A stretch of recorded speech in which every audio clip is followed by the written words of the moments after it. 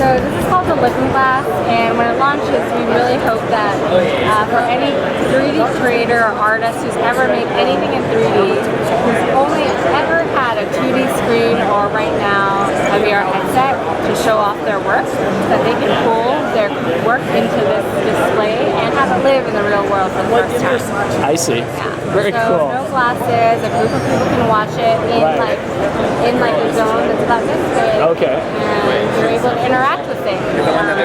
Or if you don't want to interact with anything and just show like an animation, Toy Story from Pixar, like be able to see that. So how big will you be able to make these? Right now, that is our biggest one over there. We're working on like tiling systems together to make them even bigger. But there's really, in theory, no end to like how big they can be.